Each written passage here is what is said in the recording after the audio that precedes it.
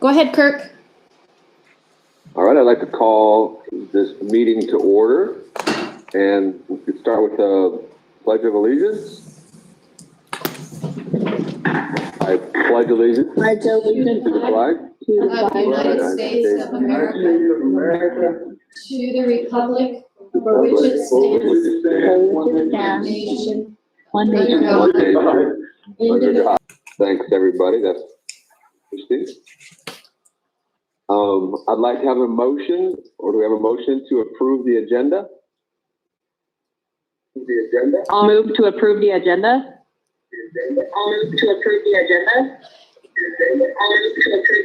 Aye. Aye. Motion carries. I'll move to approve the consent agenda. Is there a second? Was that Marianne? Oh, it didn't work. Seeing none, a call for the vote.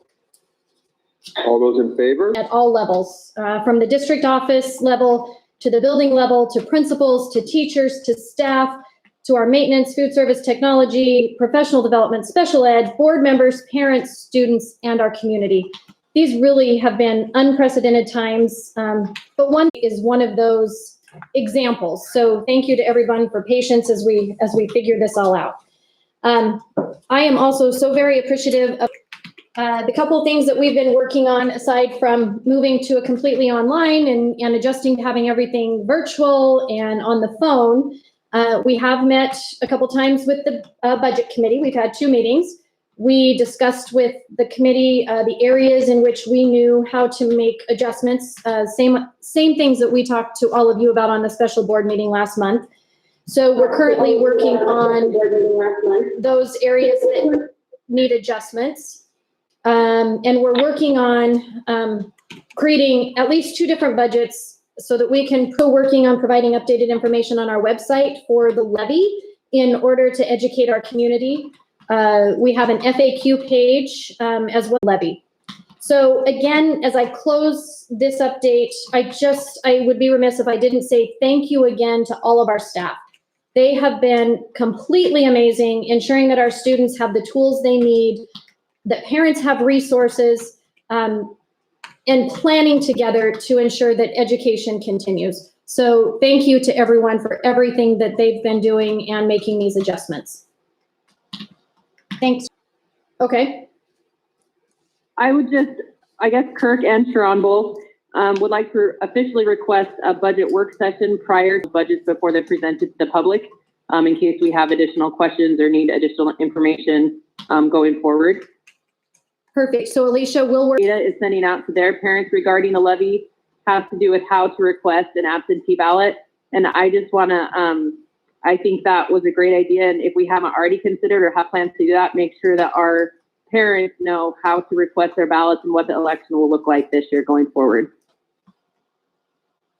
Thanks, Alicia. I barely just saw that an email had come in right before the meeting started. So I will take a look at that and we will work on getting something drafted.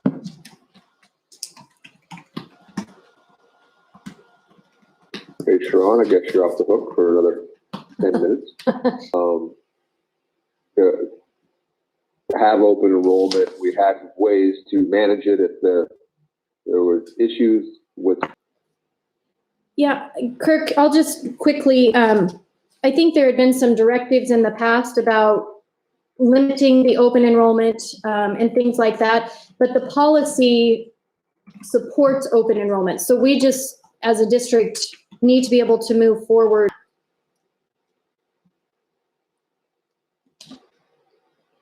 Okay. Clear. So Middleton, our district is now, okay, we need to expand on that.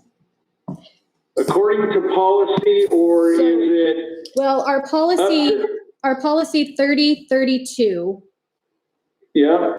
gives the direction that we accept out of district students, and there's criteria that they have to meet in order to come into the district, or if they have high absentee rates or discipline problems, that we can ask them not to stay. We also have to have room in the district. So in that particular grade level. So Okay, And- who and I'm- determines that? there's Who determines it, at what grade level a parent who have a very good student who literally lives right across the street from our designated border, but was turned down? So I'm curious as to where that, if we're an open enrollment, who has the control and what have you on where we go with that? So ultimately, I think it comes back to me as the superintendent. What I was told is that there was a directive last spring, I believe, on limiting the open enrollment to those that had already been here. And so I need direction from the board on what that intent was and what the intent is to go forward. Okay. Well, I propose that we need to clarify for one and make it universal as far as that goes. We either have open enrollment or we don't. It shouldn't be anything too, in the weeds or anything else as far as that goes. I understand discipline issues and stuff like that in certain students, but we either have open enrollment or we don't. Yeah, and so.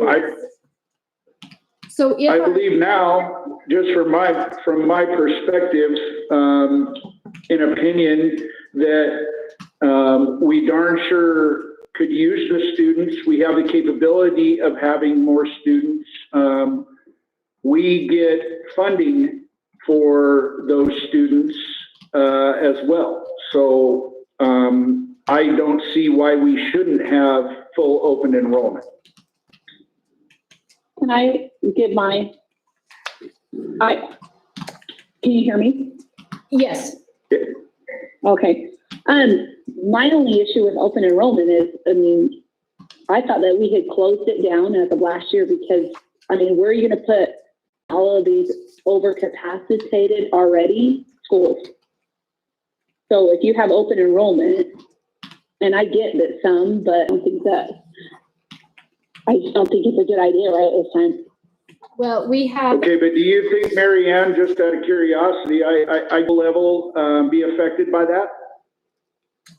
And that's something we have to decide on. I don't know where you draw the line at, whether it's across the board. I get we have employees that work here that bring their kids, so you consider those are out of district kids. But I don't know where you draw that line. I just don't, I don't know. If you have a family, let's say my family, for instance, you're going to have parents that are going to say, well, okay, we'll send our 2 kids, but not our 4. How? I don't know. I just don't know how. You're right. We get funded for those students, but I just don't think it's fair to our teachers or our principals as of this to house more kids that aren't within district when we can't even house the ones that are here. And I'm not saying that we can't do it at the high school, because I think there's opportunity and capacity there, but I just don't know where you draw that line. So I feel confident to leave it in Sharon. As a board, I think we do need to make a decision, but I think we could either rewrite that. What are we at? Capacity over 130%. Well, there's actually room at 2 elementaries. We have one that's over. Can you, now I'm asking this question because, I don't know the answer to this, but can you make it an open enrollment policy, but it's at the discretion based on capacity levels of that area or that school or what have you? Yes. Can you guess, Sharon, then? Because if it's already policy, and it's on the books that way, then what does the board need to do or what have you to I guess, clarify so that, some of these students that we do have capacity for and stuff like that, we are able to take advantage of that? Yeah, I just think I need to hear clarification and the reiteration that you just want. Have you met with the principal? Yeah, I think I'm going the Go same ahead. way, Mary. I think Marianne, we were going the same direction. So it looks like the policy stands. I think it'd be nice to have a report from the principals of buildings to say, hey, they understand the policy, they support the policy, and we get a recommendation from you, Sharon, that your staff is supportive of this, of open enrollment. So we have a board decision based on the district's response. Okay, I can work on that for you. And then I think Sharon as well. I mean, here we're wanting to try to pass a levy, and we have, I remember from last year, close the district down. You're wanting more money from us. I just don't think people really understand as to what those do revenue into the district. But I'm just saying, I think having that clear picture, because you're going to get a lot of feedback of absolutely not, and not that I'm necessarily opposed to it. I just would like to have, I mean, we don't know what the growth between now and August will be. I just thought, to be honest, I thought it was closed. So Okay, I thought we had closed it, but I just would like to, I just think more communication and clarification for those, especially if you're trying to run a levy and you're wanting more money. If we all of a sudden now come out and say, well, it's open, I mean, we're going to have major backlash, I think. yeah. I don't and- know, what does everybody else think? Well, Marianne, that will just help me because the policy says one thing, and then if we say no, I can't hold up to the policy. So that's what we need. Well, I think part of it is, and I think that is an education piece that we need to make sure that we as board members all understand, and that the community understands that they're not the same thing. They're not money that's used for the same thing. We're not asking money. We were asking Right, but you money still for have kids coming in using our facilities that are doing. So that's I agree. I know that it's not the same. I'm just saying is we're opening up for more kids to utilize the facilities and everything to make. So if there's more wear and tear on the building, because there's more students in the building, then it does affect us directly with the levy. True, but on the flip side of that, the only way that the school district can get additional money is additional bodies or the taxpayers. Like, we really don't have any other way, because we're a nonprofit, to make money per se. So I don't know how. Yeah, for any students that come in, we do get ADA.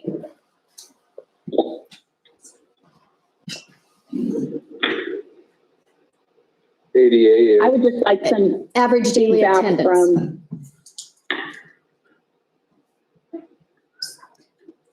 I think what I was saying, you combine with Mary Ann, is that we get a report back from the principals, and at the same time, we show what the revenue gain is if we take a student in on that ADA, so we can see that we're compensated for that.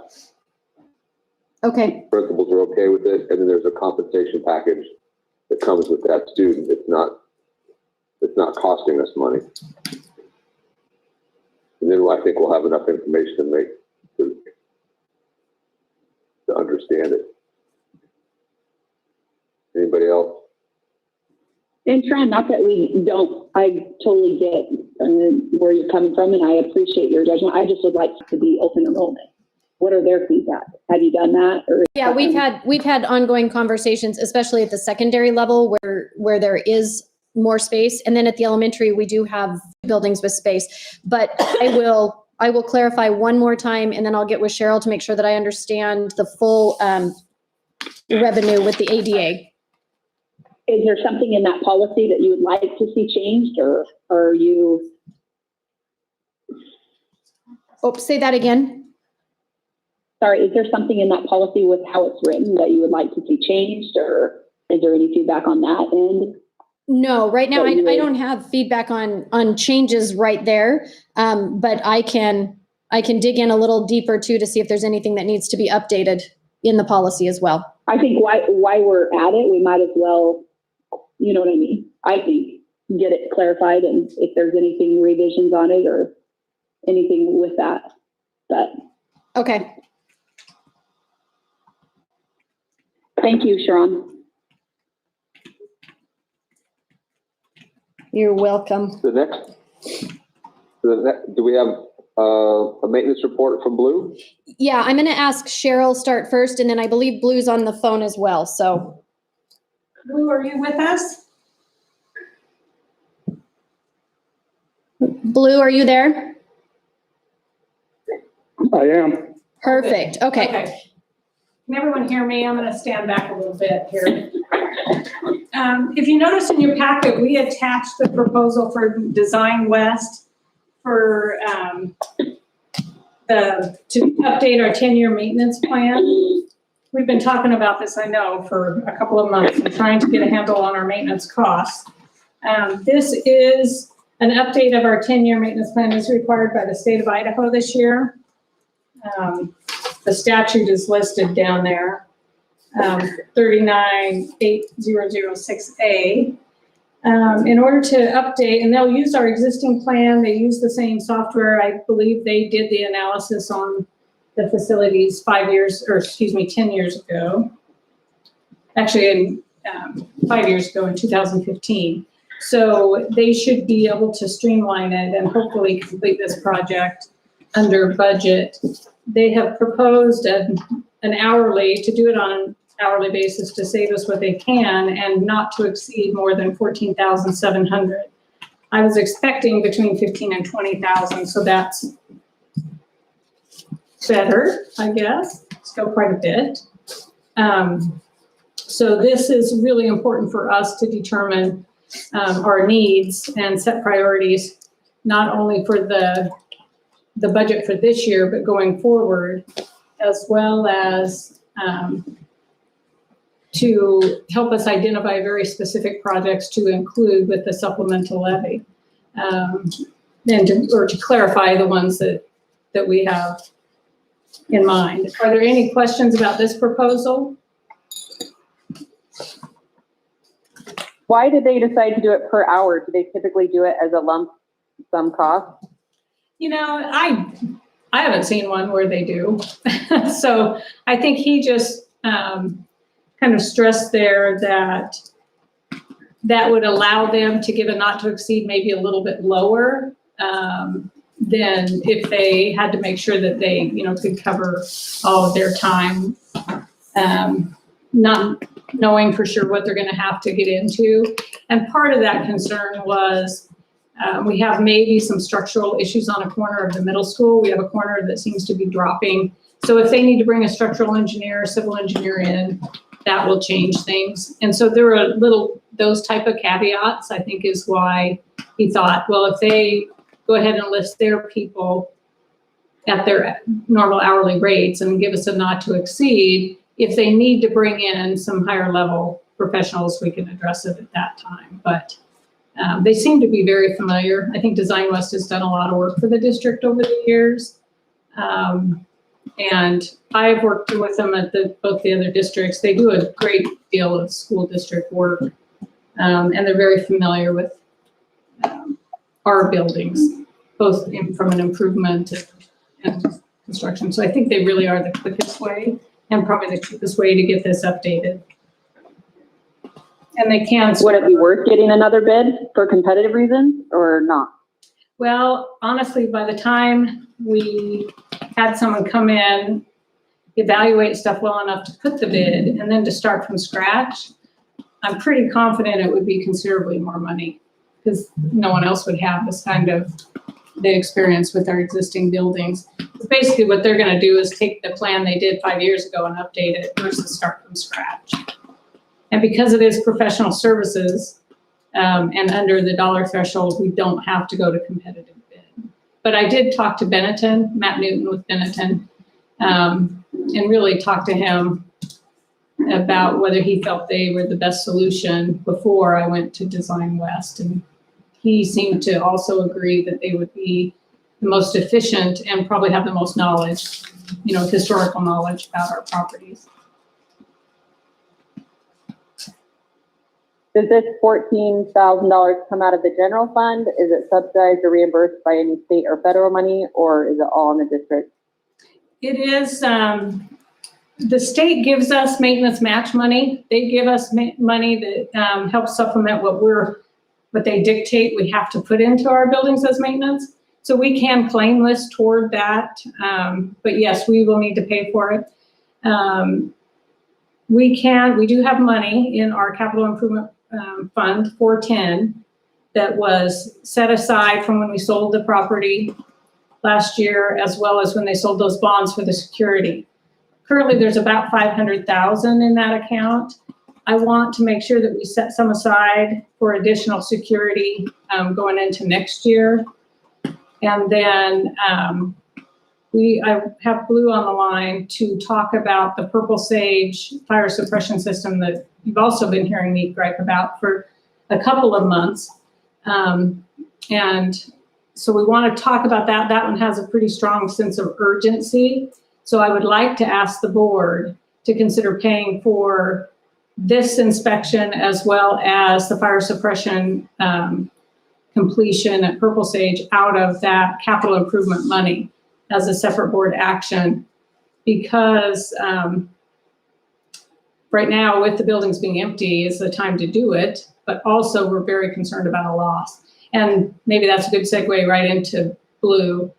Blue, if you could give some history on the issues there at Purple Sage, all the work that's been done up to this point, and why it's important to get this wrapped up. Sure. Good evening. So Purple Sage, we have a dry system and a wet system there. The dry system, they have been keeping pressurized with compressed air. We have a compressor there, and when you compress air, you create moisture, and that gets up into the system. Part of the problem was it was a thin-walled pipe, so the water would lay up there and start rusting. They've been through 2 other phases, which took care of the gym, cafeteria, and the library, the main hallway, and the final phase is the east-west hallway, and the main's going back to the riser room. Excuse me. And in doing so, 2 years ago, they installed a dry nitrogen system, which has not been able to be operational because of all the pinholes and the leaks that come up throughout the years. And since I've been there, I think they've had, Shiloh has been out and done probably at least 5 repairs, maybe even 6. We just had to do one last week or last month to the tune of probably anywhere between $2,000 and $3,000 each time. So I think that's pretty important to get that taken care of and save us some money on repairs anyway. And I can give you a little bit of dollar history.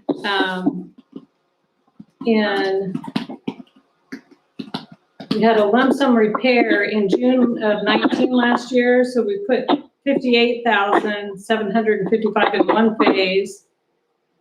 But we have just writing continual. So in 18-19, we gave Shiloh Sprinkler, all for this, or the majority of it would be for this, $84,000, $28,000 the year before, and $29,000 the year before. And we're already this year up to $9,500 just in repairs. So I think we need to just get it wrapped up. The estimate to finally finish it and fix it is about $80,000 or slightly under. So it's more than we can absorb, obviously, into the general fund this year. But I'm afraid the longer we wait, the worse it's going to be.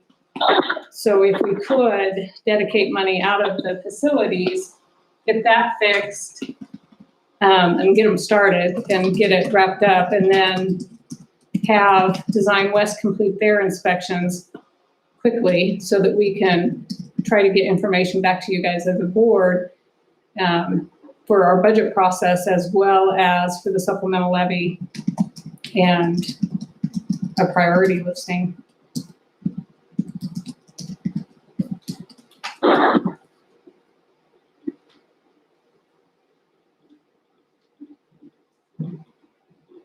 Is there anything Blue can answer for you?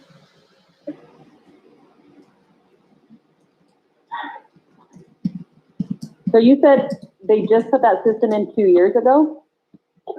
The nitrogen generator was put in 2 years ago. The And that's what we're suppression. having to repair? No, ma'am, that's what's in there. That was put in there to get away from the compressed air system. And is what dry nitrogen is dry, so it won't allow any moisture to stand inside the system, which is what's causing everything to, it's rusting through. But we can't operate the generator because there's so much pitting going on in the piping. It won't hold up. It continually runs throughout the day. Sorry, I don't understand about how all this works. So the $80,000, we want to put all new piping in, or a whole new system, or what are we doing with the $80,000? That is for running the all new piping and sprinkler heads But that's just in the rest of the for building. the final correct? phase. For the final phase. So it's basically putting the nitrogen system in the rest of the building. So it's already through part of the building. Correct. Yes.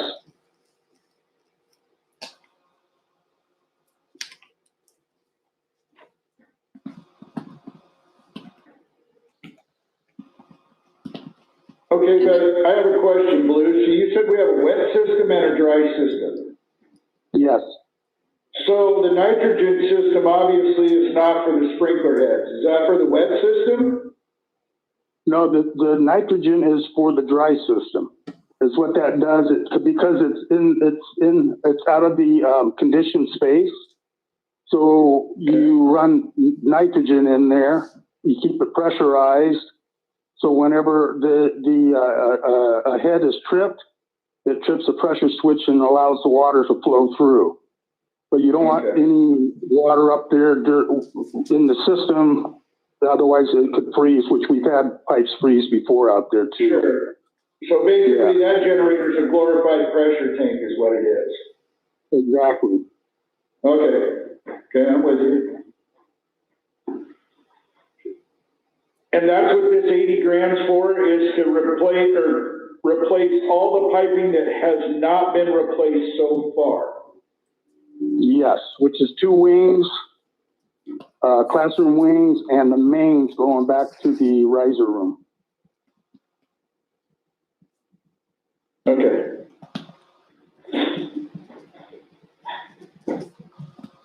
So you guys, Why did we not do this in the first place? When they installed the generator, the nitrogen system and everything else, why did they not just do it all in one shot?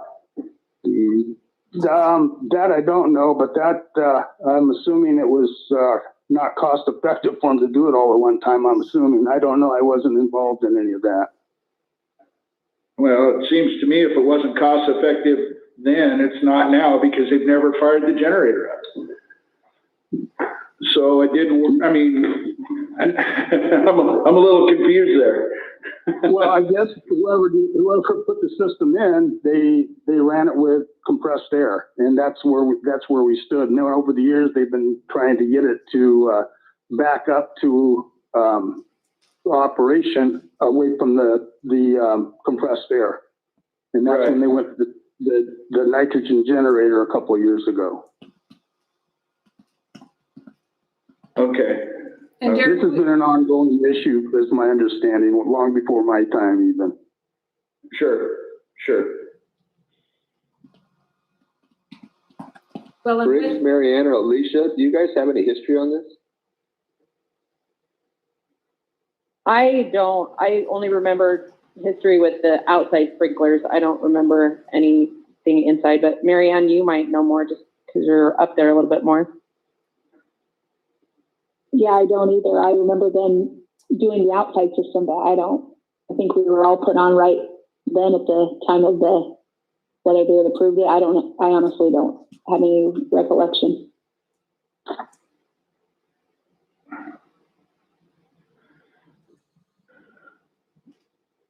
So as far as an action item, we don't have an action item on the sprinkler repair on the agenda, as far as I know. I just see the assessment plan. Is that Well, I Is haven't. it there? I'm missing it?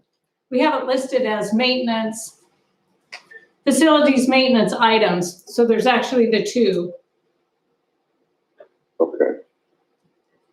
to make the, and so you don't make the decision yet until we get down to the action items. But Yeah, so if you think of additional questions, we can certainly answer them then. I'll let Blue hang up, but we can certainly call him back. Thanks, Blue. You're welcome. Thank you.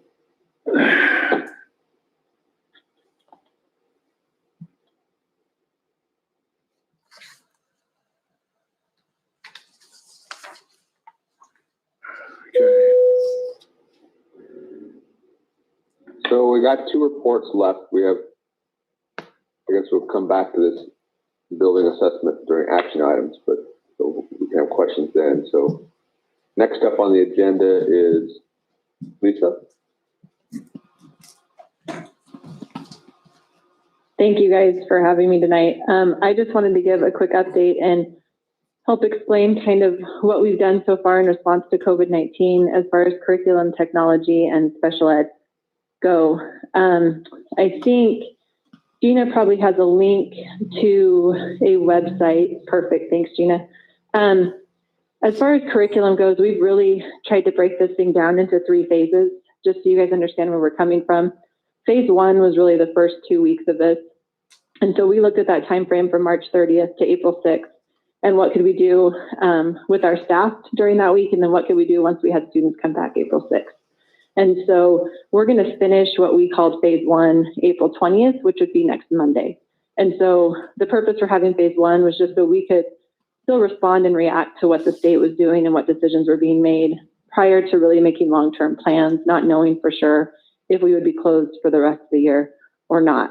And so phase 1 went well. We spent a lot of we had a week, so really March 30th, that entire week we spent training our teachers and getting our teachers up and running. And so on this website that you're seeing here, we've offered question and answer sessions. We've offered training schedules.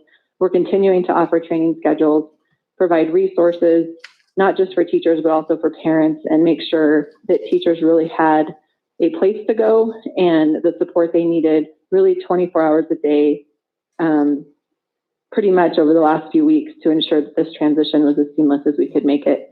And so, Gina, if you want to just click on a few of those tabs on the side of that website, I think that would give the board a good understanding of those resources that we've put together for our teaching staff. As we move into phase 2, which is what we would consider after April 20th, we're really now planning more long-term for this year. So phase 2 would be the long-term plan to finish the year out. Once again, really the difference between how we've approached phase 1 and phase 2 is just the longevity of it. And now we're going to consider some more items as far as our plan goes, as far as how do we finish out the year with grading? How do we ensure that we support parents as we finish out the year?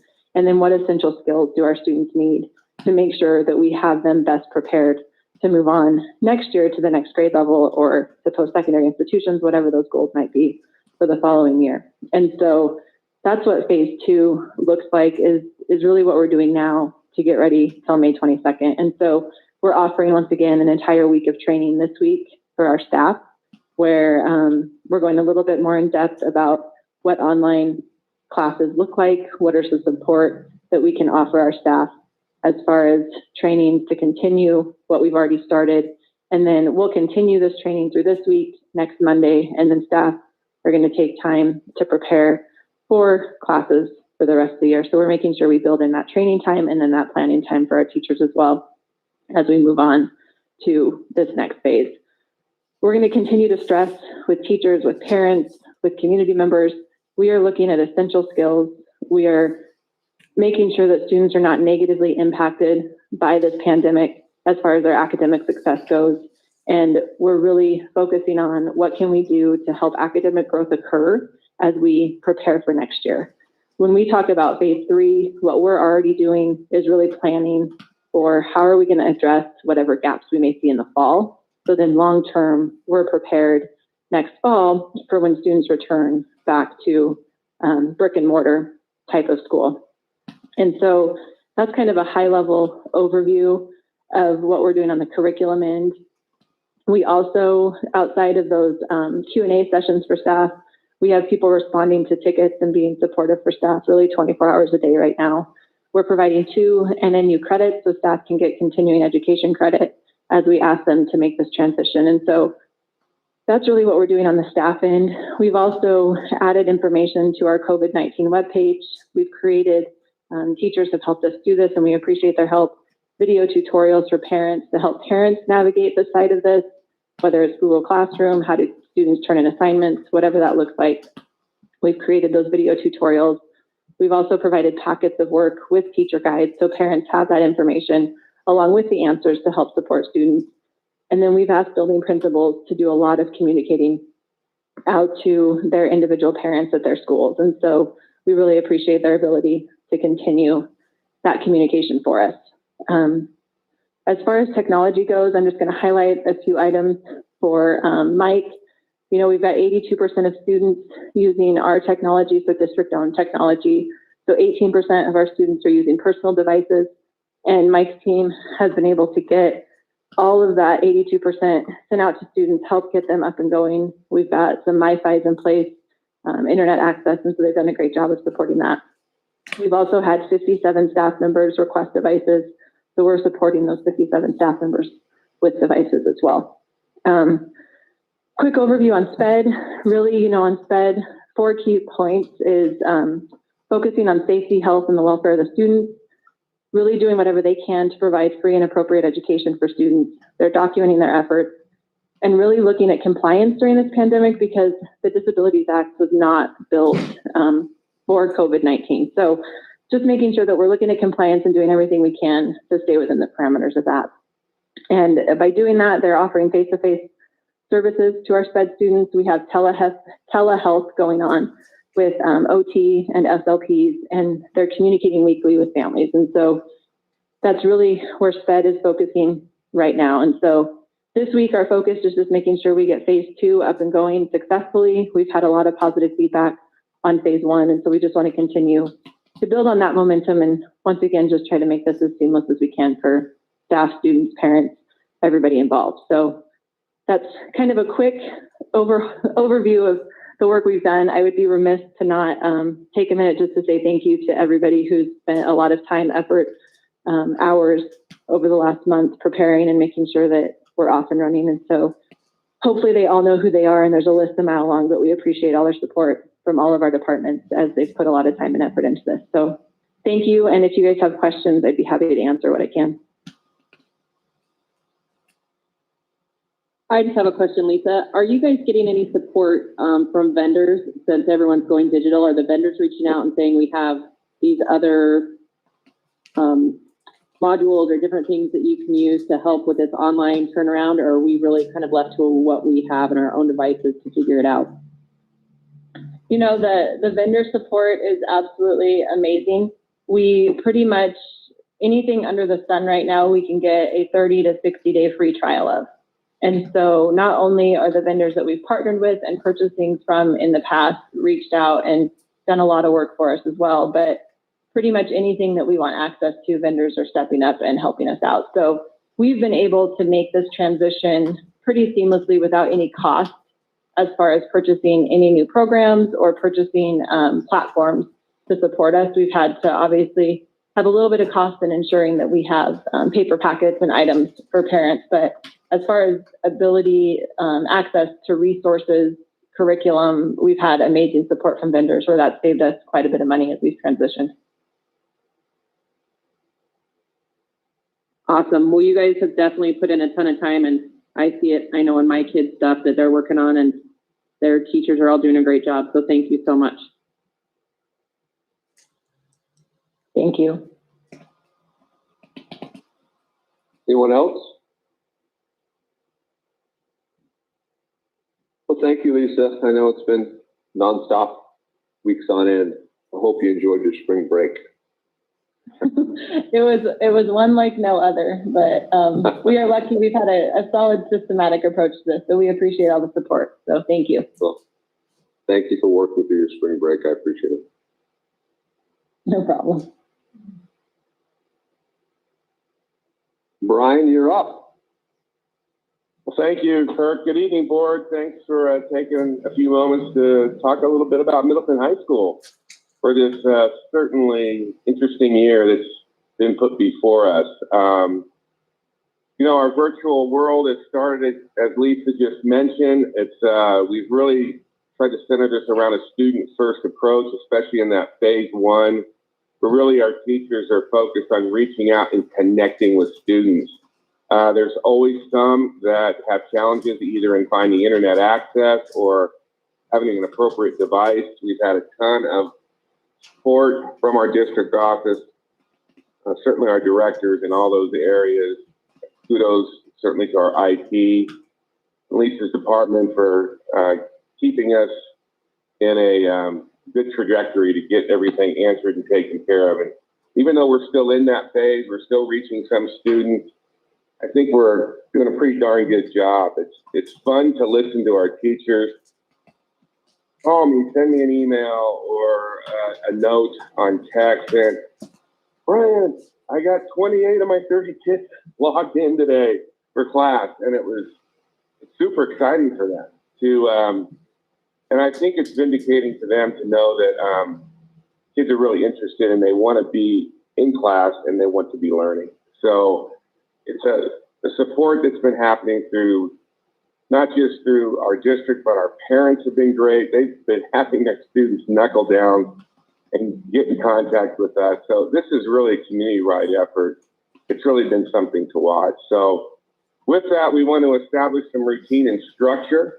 We still hold staff meetings. We've done those a couple of ways. We've done it with some Google Slides, but we're actually going to start commencing with Google Meet, not Google Meet, but actually GoToMeeting meetings. Where everyone signs in and we can see everyone's face, which is always, I think, uplifting for our staff. We love to see one another, even if it's virtually. So the staff meetings are in place along with department meetings that we've instituted this year since we now have department chairs back in place. And the department leaders have been super helpful with us all year in helping us find ways to best guide instruction, look into the future, discuss things like culture and, you know, all the different traditions that happen in our school at Middleton High School. It's an amazing place to be. And they help me understand the privilege of what it's like to be every single day a part of this school. The vibrant participation, the pride we show is really rooted with our teachers. They do an amazing job. They are really connected with our students. And I think one of the reasons you're seeing some success is because of that connection that they have with their students. And those conversations will continue. It's a challenge. We've had a lot of patience, but everything's been in the best interest of students. We've worked through a lot of ideas and concepts that have been just foreign to us, but we put a plan together pretty quickly and it's been rolled out, I think, pretty smoothly. And even though there's some bumps in the road, we have to expect that. I really need to look back to it, really what's been in place in this district for a number of years now, certainly with our one-on-one program, I think has made a lot of this easier for us. So I think we're fortunate to be in this district and certainly to be a part of a facility like Middleton High School that offers so much for students. So when we had to face something like this, we were probably better prepared than some. So moving on, we've done some new things this year with our students with special needs and special education. We're doing a co-teaching model. It's really been interesting to watch this work this year. We no longer always meet as just a special education staff or a department within our school. Those members of special education staff now meet regularly with their departments in their subject areas they teach, English language arts, mathematics. They are now part of those departments as well. So we're seeing an interesting adjustment of our staff working together more cohesively. And when we have, there's always some rocky roads, it's never perfect, but as we partner teachers up, we've really seen almost an uplifting spirit within our special education department. It's really, really strong right now. think it's a lot of the relationships have been built by partnering teachers up in classrooms and working with all students at the same time. You will not know in any particular class where there's co-teaching going on that a special education teacher is working with a special education student or a regular education student. It's pretty seamless that way. So mathematics 2, and English 9 have been our co-teaching specialties this year, and we really like where we're at with it. So we're very happy to work with Charlie on this plan, and I got to give kudos to, and you guys know how I usually present these things. Those were with me last year when I was at Heights. I have an amazing team, and I put them in places where they can make a difference. I try not to micromanage people too much. Brooke Webb has stepped into our special education to really make this go, and has created an amazing partnership and really worked well with Mitchell Hill, with our math department, to take that particular subject and really, I think, see some great improvement in our math scores over the past year. So we're pretty excited about what we're seeing in special ed. This next one, I've got to, it's probably the highlight of the whole presentation tonight, and that's our relationship with Middleton Academy. On the slide here, it says we are one, and that's nothing could be more true. When Glenn Croft was hired this year, I set forth to really start having a relationship with Glenn. We became friends and certainly were colleagues, but we sat down and really talked what we thought this district needed, and we just didn't think we needed an academy with 40 or 50 kids in it. And I think you can see by your numbers there, and we talked about open enrollment and things. Middleton Academy has taken on, I think they're around 130 to 140 at the time of our closing with the pandemic adjustments we've been making. So they have completely changed the culture and thought around the academy at Middleton Academy. They're now the Vikings. One of the things we found out that was really difficult for students was to leave us and leave the vibrance of our campus, to leave the games, to leave the assemblies, to leave the dances. And we said, why do they need to leave the games, the assemblies, and the dances? They can come to the assemblies. They can come to the dances. In fact, they're Vikings. So they changed rebranded their entire building. They are one of us. They are Vikings. They're just in a different program that works best for them. Can I say it's always been perfect? Yeah, we've had a couple of issues in dances and assemblies, but they've been small adjustments compared to the excitement that students have to be both at the academy and to be able to be a part of our school and our district and be a Viking. And that is the number one thing. They'll graduate with us. As graduation plans are rolled out, they'll be a part of that. They come to our dances. They are fully a part of what we do. We've had future discussions that maybe there will be students at times come from the high school to the academy for special courses that may be developed in the future. So we've been collaborating on how this will look down the road. We also have students go back and forth during the day. Some students may come up here for a band class and finish their day at the academy to catch up on some much needed academics that they feel that they can actually perform in a little bit more comfortable in a better way and be more productive at the academy setting. So Glenn Croft, you're an amazing guy. I hope you're listening tonight. It's been one of the funnest things about being a part of this district is the collaboration that we can have and the personal relationships we can develop. So Glenn's been amazing. And I think he presented earlier in the year, but our campus, we're having probably the most kids in it that we've had. It's probably had the fewest discipline issues. We've helped each other with our in-school suspension program. Some of the ideas that Glenn has had, we've instituted here. It's been a pretty smooth sailing vessel at this point between the two of us.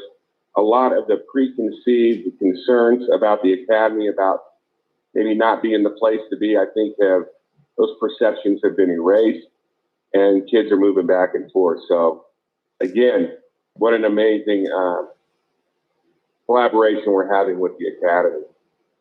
Mentioned a little bit too about our department chairs. We are moving our scheduling a little bit. We're still continuing with arena scheduling. It's been done here in the past couple of years.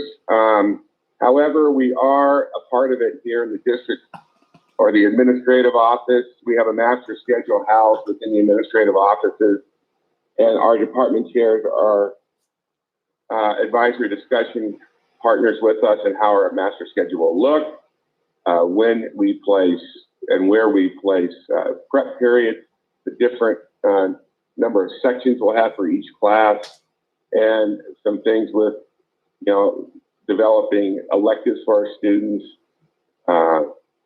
Our counselors are also involved in that, and they always have been in the past, but instead of it being a centralized endeavor in the counseling office, it's now a more shared responsibility with scheduling, and we hope that that will reduce some of the overload on a lot of schedule changing and different things that have occurred within our school in the past years. We think we're on the way to having a great arena scheduling, which is a great idea initially, and I think we're fine-tuning that idea to even find a better solution for kids and their schedules. So we're excited about rolling out arena scheduling this year. We're a little bit in a holding pattern now with everything that's going on, but we're about ready to release that for next year quickly.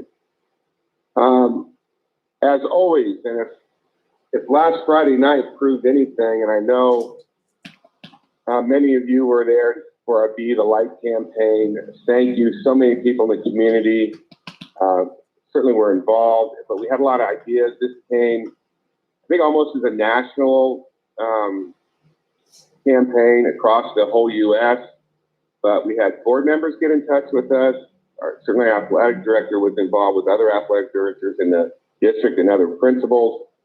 And the Be the Light campaign was an amazing display of that vibrance and participation and pride that we see at Middleton High School.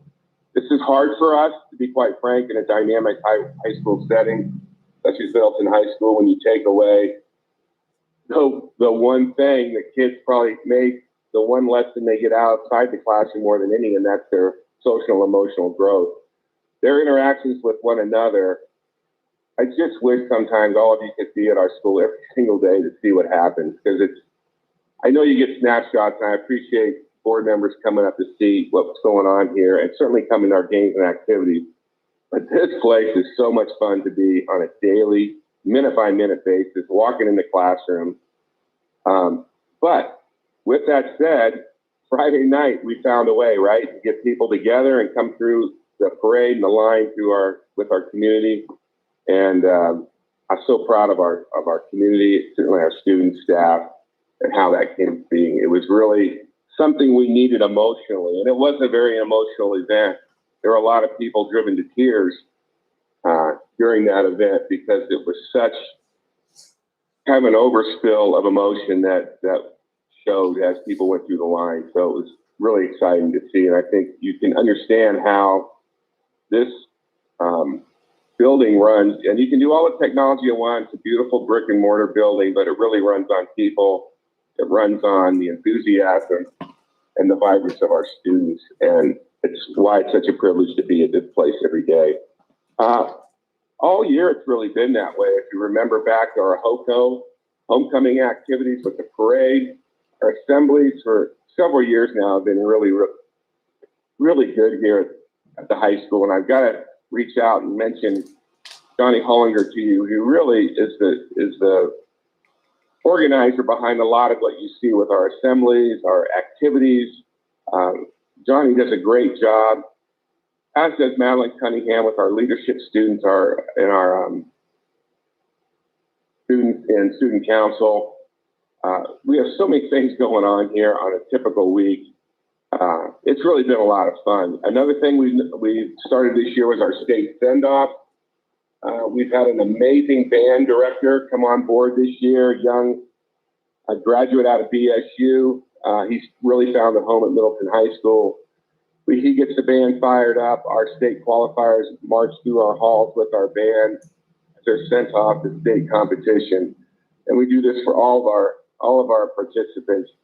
Debate, cheer, dance, football, basketball, everyone has been involved all year. Soccer had a great season, as you all know. So very, very proud of the activities that we're doing.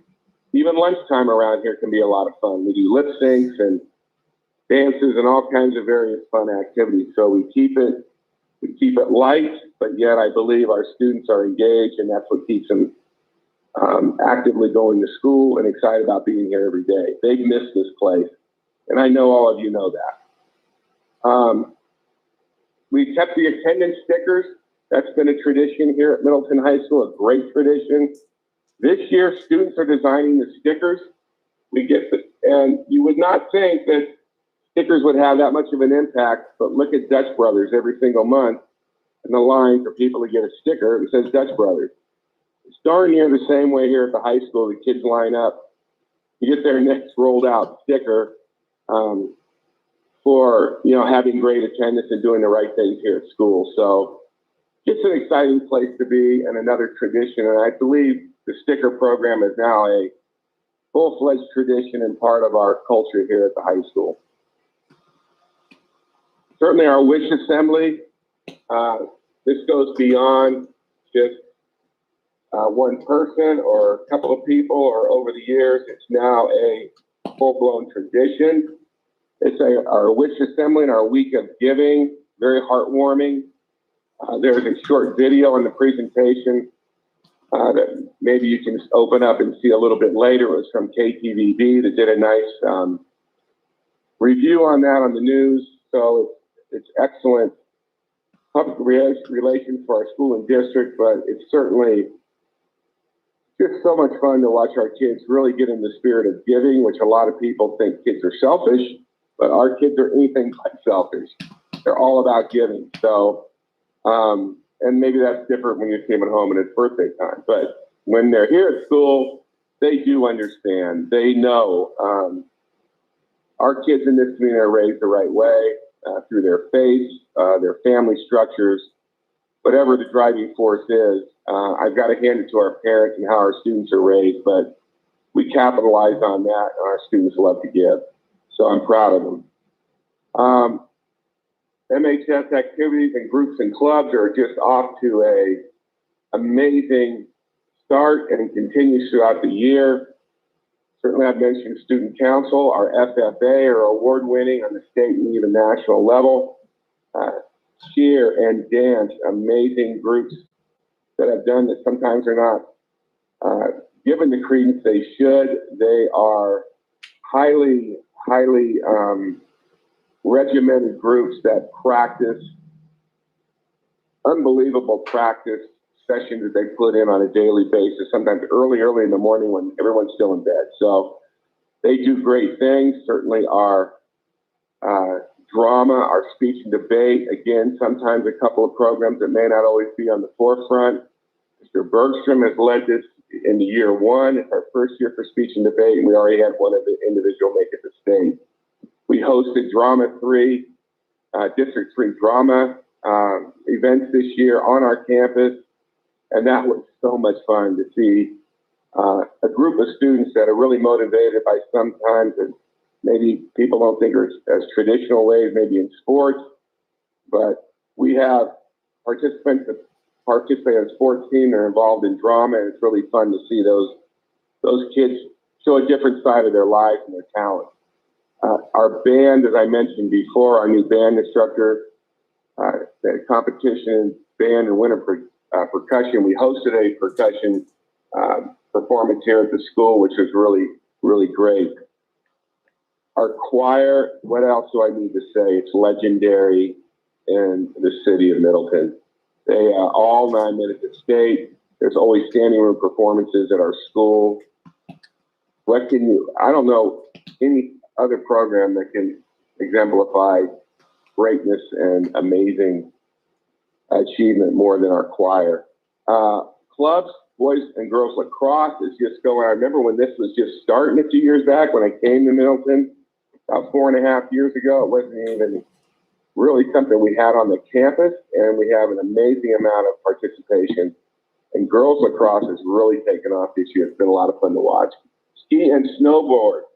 Had a chance to sit with the group as they boarded the bus to go to Bogus Basin and compete. What a fun group, excited group, and they're very connected to our school. Great students, and they get a chance to compete in ski and snowboard. They did an amazing job this year as well. So many state qualifiers, people to look at, students, coaches that did a great job, football, girls soccer, cross country. We had 10 swimmers making the first year for swimming. They were amazing in a first year program. Boys basketball was so much fun. Girls basketball was just amazing to watch on a daily basis and go to all the games. Our wrestlers had 6 wrestlers compete state. We hosted again, and once again, our facility says it all. We're a place on the map that people want to go. We hosted the 3A and 4A state soccer championship game and the 3A state girls basketball tournament. It was a little bit tougher this year because we had to run that during school. We had some parking nightmares, but I appreciate the community support. Mr. Ankeny did an amazing job of getting the word out to the community first, so they knew what to expect because we had a lot of pressure on our facility that particular day. Big thing coming up, and we'll talk about this in the future, is really our 5A readiness plan. I think a lot of the buzz around the community is yes. I think Middleton High School, within a couple of years, will be transitioning to a 5A format and competition. Not sure exactly how that's going to look. It depends on how many other schools move into 5A. But in looking at this and talking to other ADs and principals and folks around the community, this is kind of like that whole perception thing we talked with the academy. It's not a matter of if, it's a matter of when. And the perception should be, bring it on. We're ready. This is Middleton High School, and our Middleton community. We compete at high levels. We're knocking on that door now. We are not going to look behind. We're only going to look ahead. And we believe, with the help of the board and the community and everyone else, certainly that we can put this transition piece and put this in a positive light moving forward. So many people think this is a negative. We are not going to look at it as a negative. We're going to look at it as a positive and another challenge. We're very excited to talk about these things in the future. We just talked a little bit about facilities and maintenance. There are some things coming up. We're working with the district office. Our track does need to be looking at being resurfaced. Probably our training room and our weight room, a hitting facility in baseball, all things that we need to look at as we move into that 5A readiness and getting a plan for those. I realize it's difficult times. We're talking about maybe even some different ways of having to do business, but these are still things that we can put on our in our mind as we move forward. This board knows this town. This board knows exactly what I'm talking about. We're going to continue to move forward. Our football field will need to be resurfaced in a couple of years. Believe it or not, I can't believe we're talking about those things. The facility still seems so brand new, but those are aging facilities that have a lifespan that we need to stay ahead of. So we're excited about all that as well. So in closing, I've talked about the Be the Light campaign. There's a nice little picture of that evening and what it was like. I want to thank everyone, this entire community that's listening, certainly our Board of Trustees. I want to thank Sharon Reberry for the leadership she provided in the guidance and the communication. That's probably been the number one thing. We get to communicate on a daily basis, and it's really great. And I just hope we continue down that pathway. I want to thank my leadership team, Mitchell, Brooke, Andy, and Johnny. You guys are the best. Appreciate you. It doesn't happen without you guys. And everyone involved. Thanks for being here. It is a privilege. Thanks, Brian. Does anybody have questions for Brian? I have a question for you, Brian. And I got kicked off, so I'm not quite sure if you mentioned this at all. So I had to hurry and call back. How's the growth rate been for the students in that new English program? And how has that been for the teachers and for the students? I think you're talking about rolling out our new English curriculum that this year with Yeah. Steady Think. Yeah, it's been really good. It's funny when you start moving into curriculums, because we made a push for curriculums, I think, a few years back, and sometimes teachers hold on to different things they've taught for years and years and years, and they have good reasoning behind that. They've been successful. They're things they love, and it's probably not been the pushback. Maybe not been so much from the students, but maybe more from teachers on how we fit standards in the curriculum into past practice. And I think that's always where the devil's in the details a little bit. So I think we're moving along and doing what we need to do. There's always, sometimes some misunderstanding and some work to do to make sure that we're all kind of in the same, pathway, in the same lane as far as each of the grade levels as we move through our ESL program or our ELA programs as we move through this new curriculum. So it's still a work in progress. If you remember back to the math, what a big change that was when we moved to our new math curriculum, and it took about 3 years for us to really start seeing the improvement. I think we'll see that same trajectory with this one. A little bit different way of thinking, but I think it's certainly the way to go, because we're finding ways to preserve our own values and traditions and different things here at our school and with our teachers, and I think we can do that, and that's what collaboration is all about.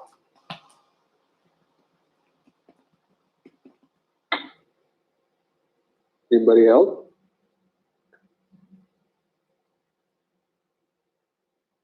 Well, thank you, Brian, and we look forward to new and exciting things ahead. Yep, 5A readiness. Talk about it. It's gonna be fun.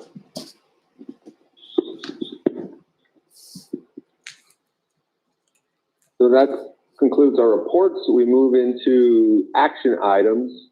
I know we have one left over, or actually we've been talking about. We need a motion to validate the closure of schools that we had prior to the state announcement. Alicia, did you have that language? I am prepared that. I would like to make a motion to ratify the school closure from March 16th to March 20th in relation to precautionary measures due to COVID-19. Do we have a second?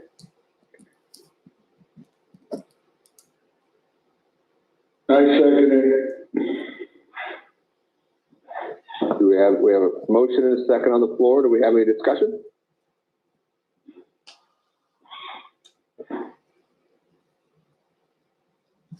None. Seeing, I call for the vote. All those in favor say aye. Aye. Aye. Aye. Aye. Motion passes.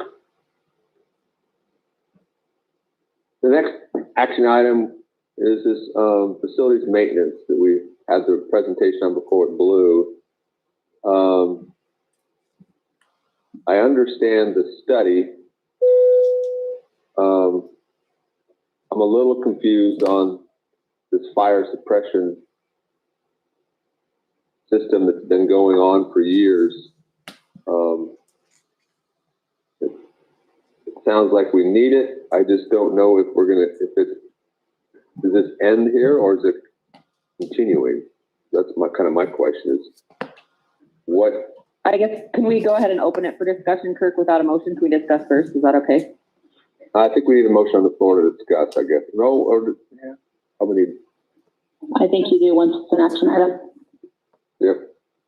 So should we break it into two motions, one for the fire system and one for the building assessment proposal? If somebody proposes that.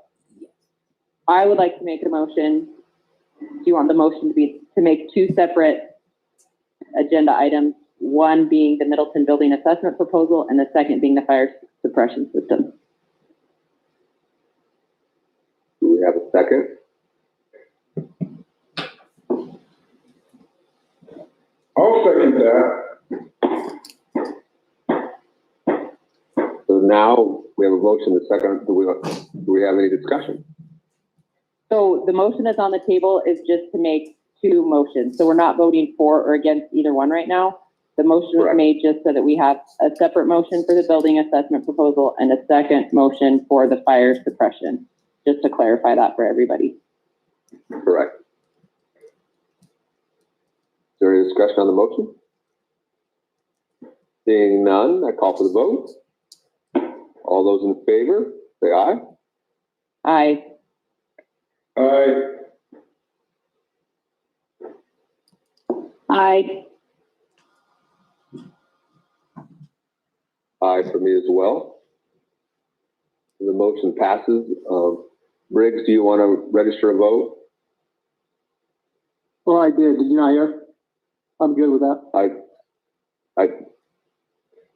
I did not. Was it an aye? Yeah, I'm good. Okay. The motion passes, so now we can accept another motion to have action first on the building assessment plan.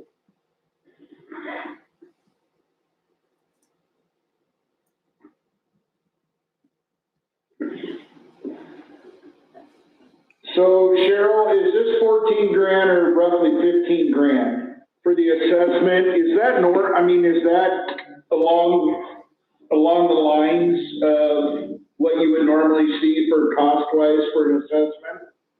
Yes, it's normally around $20,000. I mean, that's, the district I was with, McCall Donnelly, we paid over $20,000 in 2012, 13. It's pretty extensive for them to come in and evaluate every building if they're doing it from scratch. Yeah, no, it looks like it. So I do think this And is it's for an update. That's Just based looking over it, Cheryl, I'm just curious, is it something that necessarily, I think it's kind of a little bit the cart before the horse, in my opinion, because I think Blue could give us a pretty good description of what needs addressed in those buildings. And I think if we pass the levy, then I think we could definitely move forward. I understand there's nobody in the buildings right now, and it'd be a perfect and ideal spot or a time to do it. But to me, I think it's kind of throwing 15,000 out there to hopes that we get a levy to pass.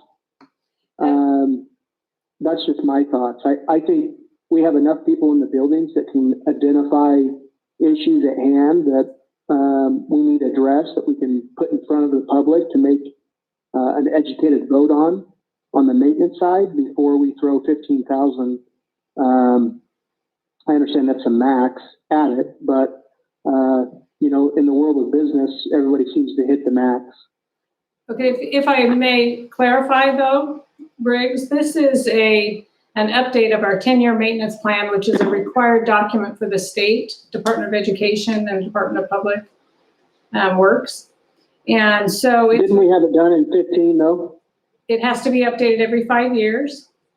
So we're required to update it. But it's also far more reaching than just a list of items that need repaired. And yes, Blue will be participating, and that's why hopefully we can get this to come in a lot under cost. But he is certainly not qualified to rate the building and give it the ranking and the quality number. There's an actual ranking, and I apologize if I didn't send you, because I may not have sent you the 10-year maintenance plan that I sent others a while ago. But we will get that to you so you see the complexity of the plan. It actually looks at each building and all the qualifying areas: roof, structure, drainage, plumbing, electrical, also exterior site, and gives them a ranking that tells the Division of Building Safety, okay, this building is a 68 out of 100. This building, so you might look at doing some improvements, this one's a 90 out of 100. So the state requires us to do those updates every 5 years. And we're not qualified, no one on our staff would be qualified to provide this type of report to the state. But what it does is it kills two birds at one stone. Anyway, it allows Okay. us to get an in-depth evaluation of our buildings that will participate. We still would need to come up with a list of priorities for repairs and improvements. And probably, wouldn't do a great deal more than what we already know that we need within that about 200,000 that we'd already talked about. But it gives us the meat to be open with our public, that we know what we have with our buildings. It lets us plan to say, we know we're going to have a major failure, or we're going to need to do a full roof. We're not going to put money in patching it. That's part of the issue with this fire suppression on Purple Sage. We have been patching it at $2,000 and $3,000 a visit every time there's a leak in those pipes. And what happens is the system loses pressure, the alarms go off. We have to get the irrigation or the sprinkler and state fire out every time we get that alarm. And we also are paying one of our crew members overtime to go out and make sure it's a false alarm. So it is eating away, but the biggest issue is we're just throwing money at it. And that's Blue's frustration is, he's like, Cheryl, how many times he feels the 10,000 that we put in it this year could have been avoided if we would have finished the last phase. None of us can speak to why that wasn't done, but it's failing now at a quicker rate. It's not going to make it till next fall. We could probably push it until after July 1 or until after the supplemental levy. But I think this is becoming a critical item. Or honestly, we would try to include it in the budget and not come to you for a special request. So Cheryl, can you speak to, did they give you a timeline? Like, this is going to take them 2 weeks, or you wanted to use this money to help with the levy, but we probably won't have any information back before then. You mean on the study? Yeah. Actually, he's trying to make sure that he gets it back to us by the 1st of May. If they get to start it, if we approve it and they can start on the 15th, then he feels that they can get it back to us around the 1st of May. That's the target. And it's mostly for our own education, but also so that we can prioritize of what we would do going forward. Well, just interject here for a second. I believe if we can kill two birds with one stone, okay, we're gonna have to do it anyway. We have till November 30th, and we're out of our 5-year window. So whether it's July, August, or what have you, to be within our state mandated 5-year window, but yet we have the opportunity, we're gonna have to spend the money anyway. If we have the opportunity and the money is there, and we can potentially utilize that to give the community and the public knowledge that would help us with the levy, I'm all about it. Because we're already gonna have to do it anyway. If we put it off a few months, yeah, but it may also give us some insight, like Cheryl said, on where we need to make these cuts or not make these cuts, or which buildings we need to work on first, or what have you, or some buildings we can put off going forward, whether we pass the levy or we don't pass the levy.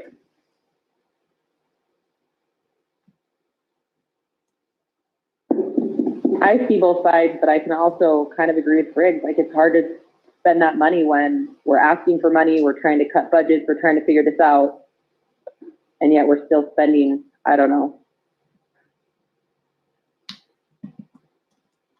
We got to spend it between now and November, and it comes out of that building fund.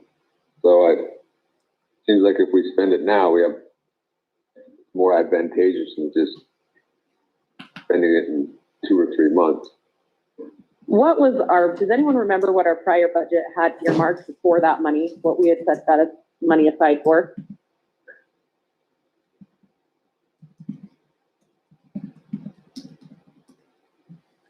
that $500,000? That's all for, right? That's for purchasing land, building, that can only be used for, maintenance and for capital improvements. And when the sale of those bonds last year that was set aside specifically for the security upgrades, nothing actually was budgeted for the 1920 year in Fund 410. Even though that work was approved by the board, there's nothing actually in the budget. So we would, in most cases, do an amendment for the 1920 for that. If we're going to do an amendment, we'll include those.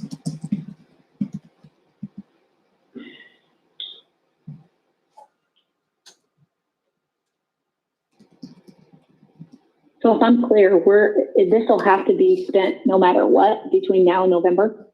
That's correct. That plan has to be updated by a professional by November 30th. November 30th. And so is it worth holding off a few months, or no, you think it needs to be done ASAP? My opinion would be to do it now so that we have that information going forward and would really help in preparing the budget for 2021, regardless of the levy, because there's only so much in our facilities account. So we need to set priorities of what we can, basically identify what has to be repaired for health and safety reasons, and then how we can schedule out the rest of it over time. Because, as we know, with the cuts coming in the general fund's not going to be able to fund these repairs. We don't have enough fund balance. So we want to use that facilities money very carefully. And I think this study will be very important in identifying priorities.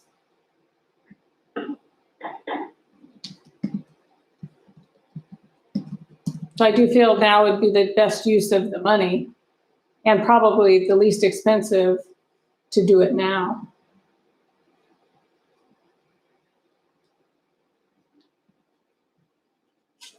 Yeah, I just think with all the unknowns we have coming, if we could get this down, would be one thing we have established. The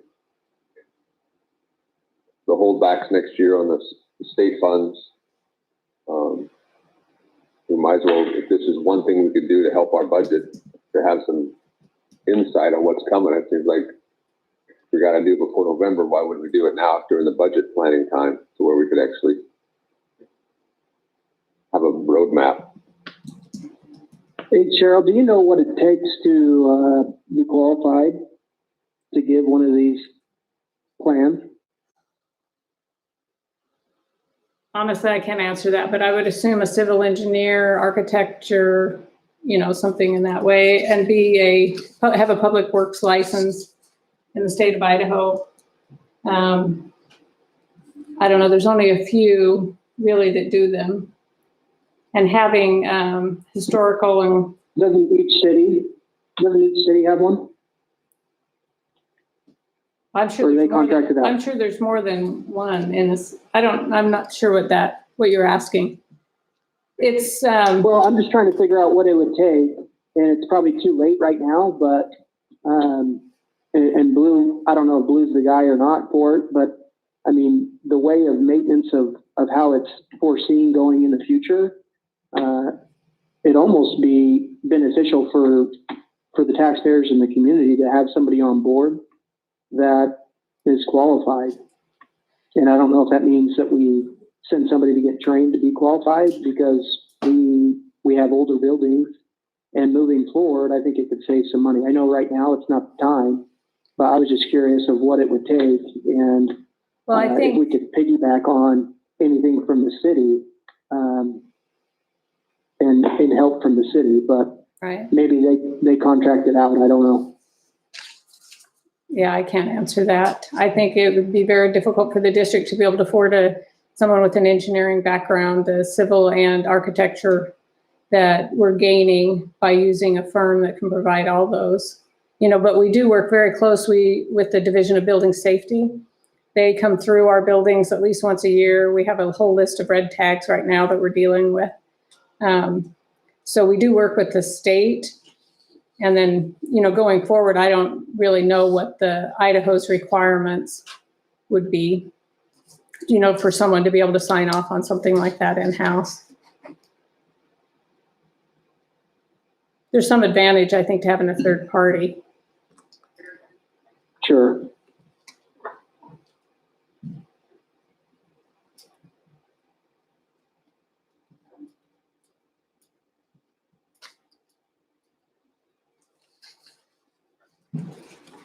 Any more discussion?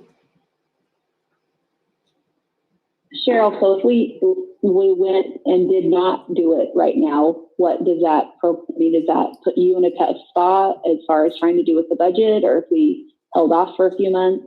Do you think, you're saying you foresee it being more money? Yeah, I do think it would, that Design West would charge us more to come back, or if we went to competitive bid, the bids would be higher.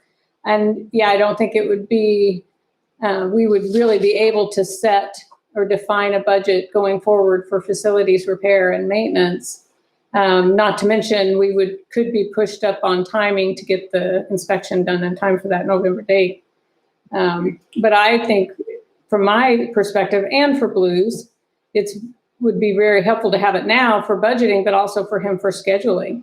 There's just a lot of work that can't be done once students are in those buildings. So if we identify things that we can do while they're empty, then it keeps the cost way down too.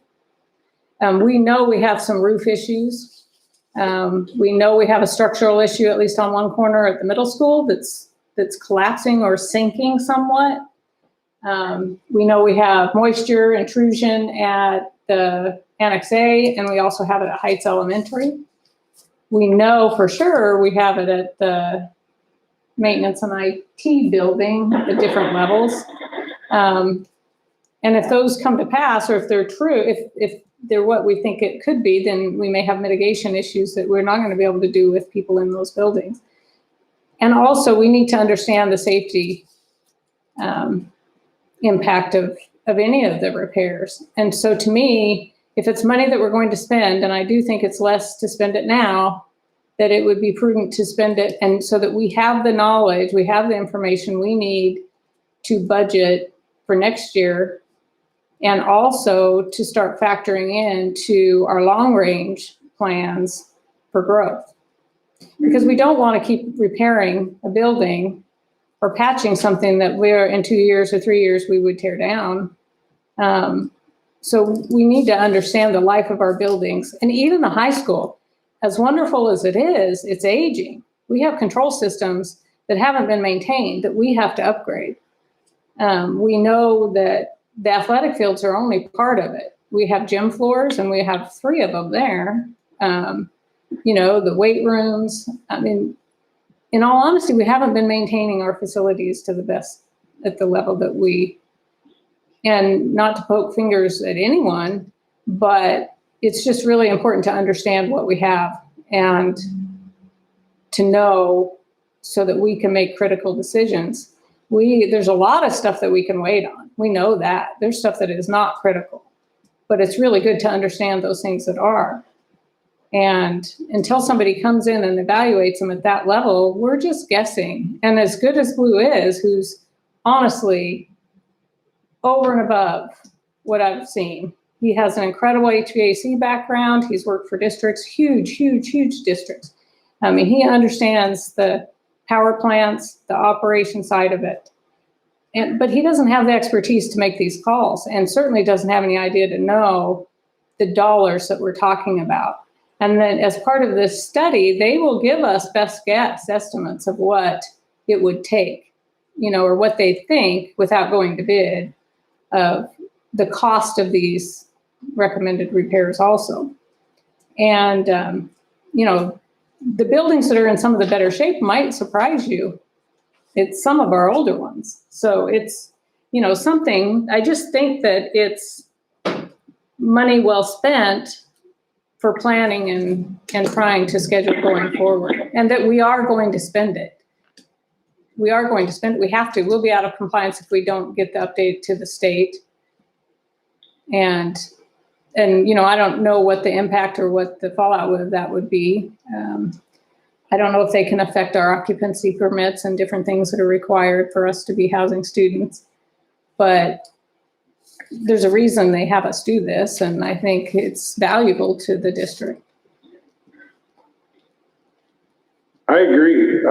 I believe we would use in a state of time when we're trying to use our money as wisely as possible. This meets all the criteria. Not only is it money we have to spend, but we are gaining so much more of an advantage, not only, for the levy purposes, but as well as the budgeting purposes. But also too, during this discovery process, we may something that may save us a ton of money down the road that we don't even know of, that Blue doesn't know of. It's just an opportunity, I believe, to kill more than one bird, more than two birds with one stone. It's 3 or 4 birds with one stone. I think it's money well spent, and I agree that it's only going to get more expensive. The buildings are empty right now, gives them the greatest opportunity for them to discover, to look at things correctly and stuff like that. I think it's a no-brainer myself.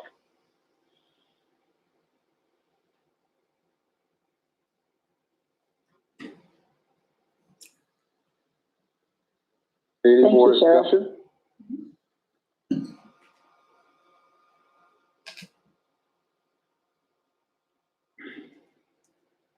So not seeing any more discussion, I guess we'll take a vote on whether we should have the inspection done now or not. I think you need a motion first, Kirk. I don't think we have an official motion for that yet. I thought we had a motion on, I thought that's how we discussed it. No, well, we divided it into 2 motions, but now I think we need to restate the motion specific for this one, voting for this. Is that Okay. correct? If So anyone is it else the knows middle- better than I do, Yes, go ahead. that's correct. Yeah, it's the Middleton School District facility analysis. Is that what it is? And maintenance project planning? Yes. Yeah. So I make a motion to approve Middleton School District facility analysis and maintenance project planning. And I'll second. I'll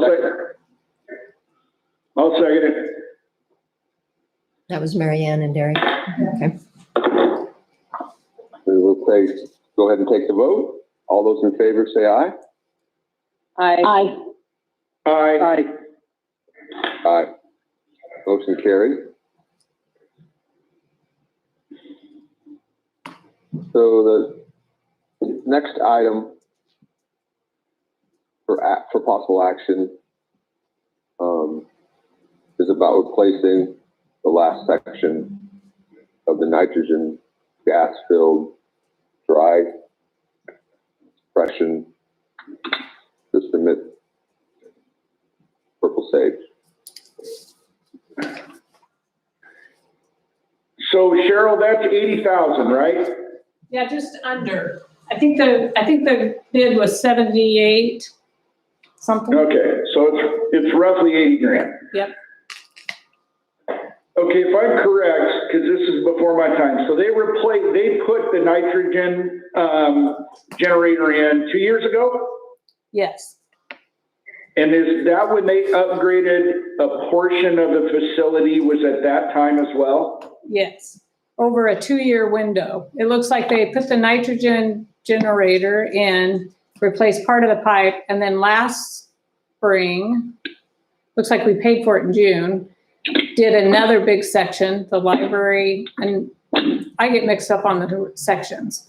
But I know that there's 2 wings left to complete that, and that's what's causing the problem, is that the 2 systems aren't connected. Right. Pipe. Well, obviously, I mean, the generator's still brand new and you're fired it Right. from what's listed.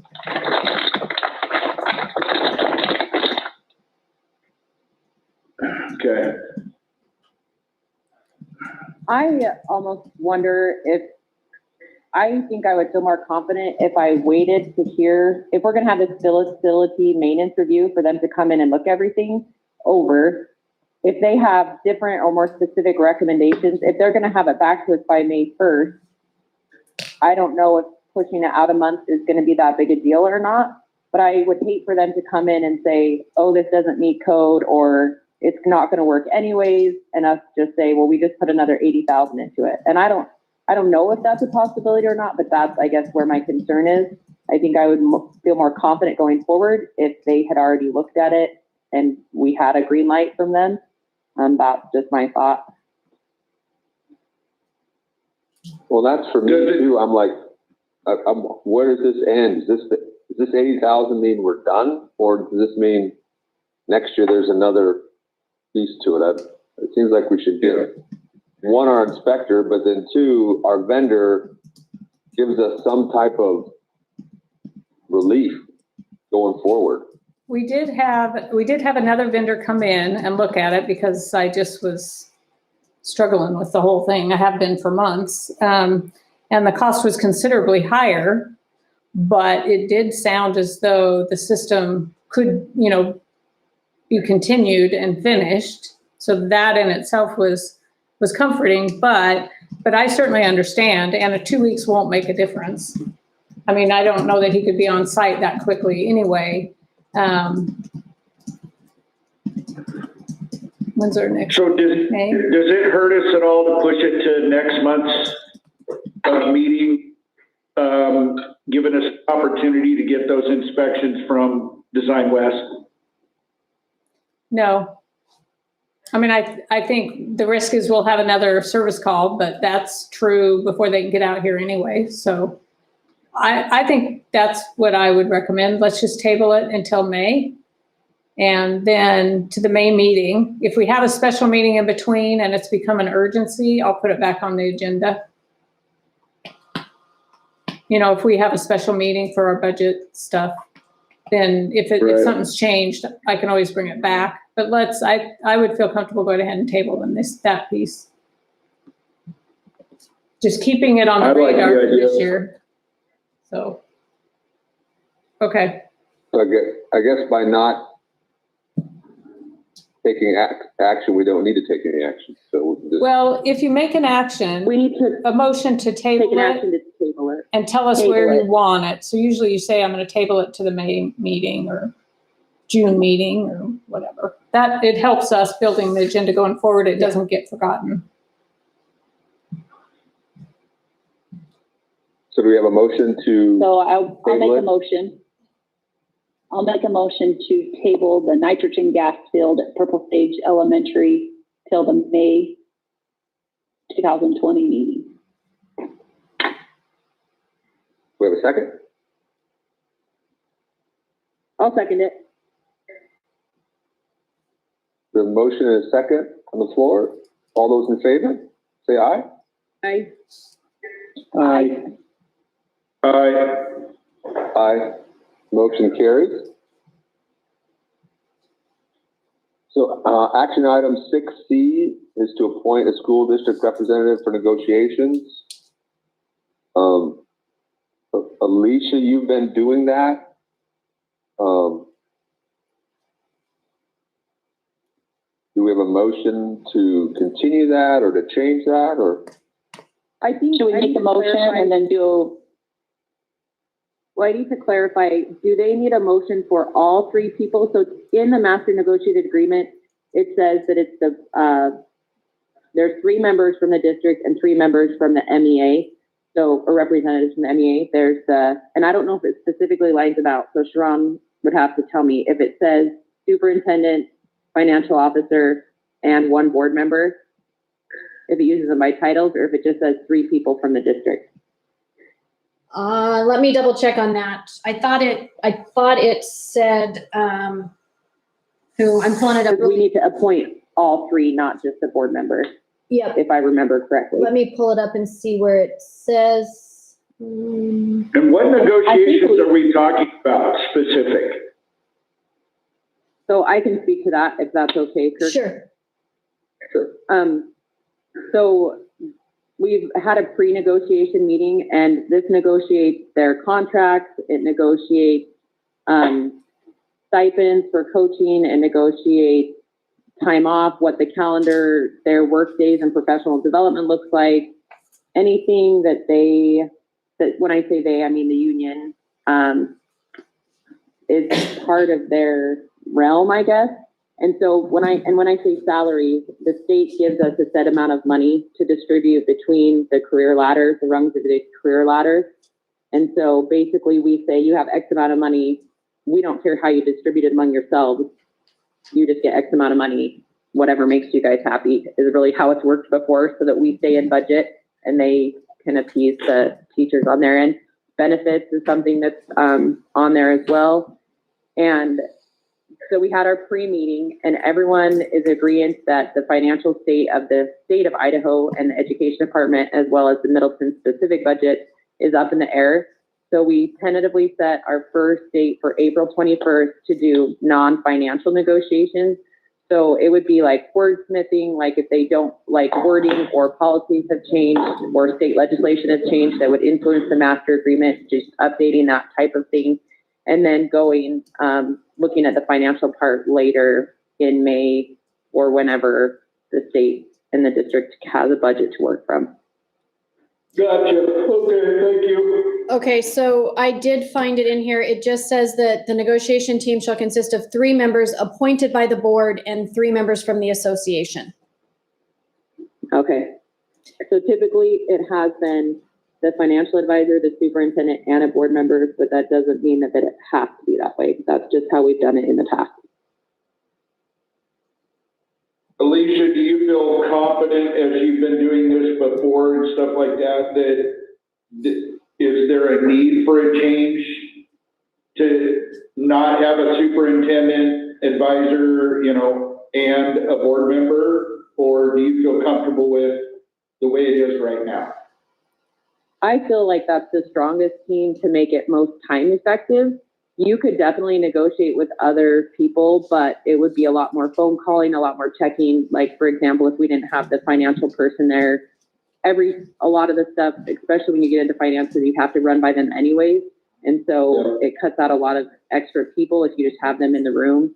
The superintendent looks at things different and knows the inner workings of the school better than a school board member, and a board member sits on a kind of a higher level and doesn't know some of the nitty gritty, but can also look at the big picture outside and a little more removed. So I feel like it's been a very successful way to negotiate, and we've been able to do it in just a couple of days. The last 2 years that I've done it, we've done it in 2 days successfully, which apparently a lot of districts, that's unheard of. So I think that it's a good choice, and I think it works well. Okay. Well, I mean, can we make a motion, or how do we have to do that, Kurt? Yeah, make a motion.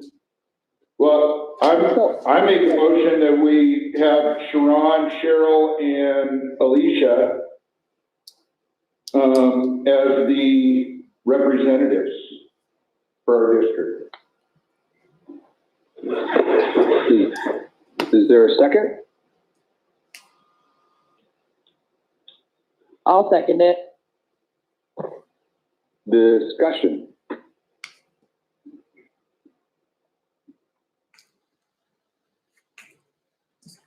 So we have a motion on the floor to have Sharon, Yeah, Cheryl, and I'm sorry.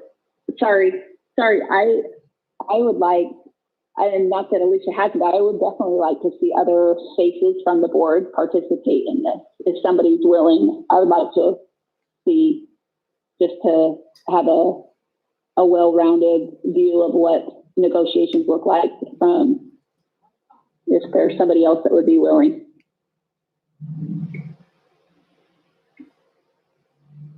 Okay, we got,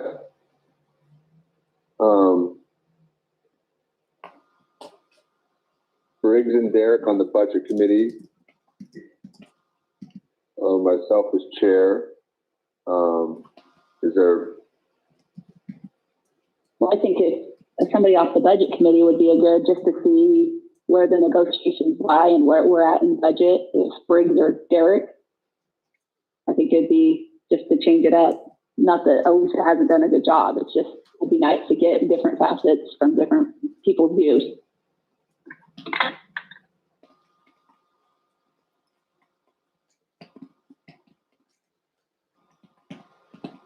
Briggs, Discussion from Derek, anybody? are you? I don't think, I don't think I'm gonna have time to do that. To be on the budget committee and also to participate in that, I honestly just think that'd be stretching me too thin.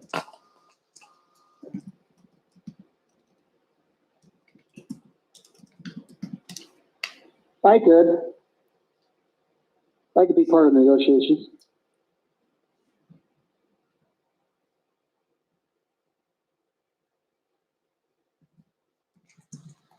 So we have, I mean, is there anything in it where I guess it's written in policy that can only be 3? I was thinking 2 board members, but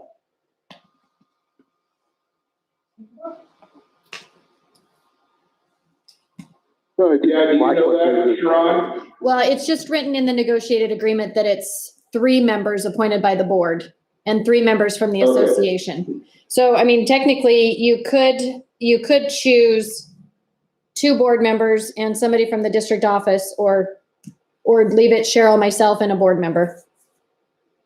But it's appointed by the board, so that's up to the 5 of you. Okay, I have a question, and this is just a general question. So, because I'm unfamiliar, if Briggs comes in where Alicia has been, is there a very sharp learning curve, or does that set us back at all, or anything like that, or does it matter? If you get what I'm saying, so Alicia's been doing it for 2 years. I understand exactly where Mary Ann's coming from on a fresh set of eyes and perspective and stuff like that. Does it set us back in any way? I guess is what I'm asking. From my experience, this is the first time that Cheryl and Sharon have negotiated with our teachers union, and they already have 1 new member. They rotate off every couple of years. So we already have 3 people who have never negotiated before currently sitting on a team of 6. So we're already half and half. So I don't know if that gives you any more insight or not. There is a learning curve. The first year that I participated in negotiations, I would say I watched because I had no idea what was going on. I didn't understand all the spreadsheets and all the funding and how that affected everything, or where the rights were as far as the legalities. And I definitely am not perfect at it now, but I feel like I have a better understanding that I can contribute strongly to what would be in good support of the district and help Sharon on the district side, but also help support the teachers and things that they're asking for if they're within reason.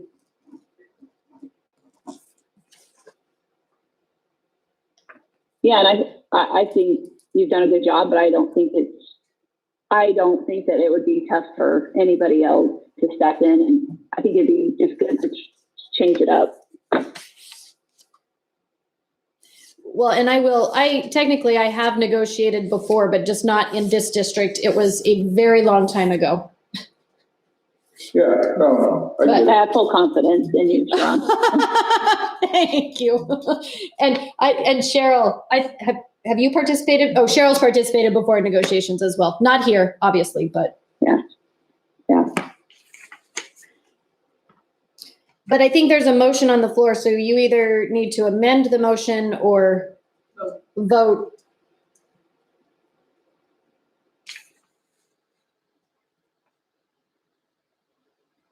So can we amend the motion, or do we want to vote?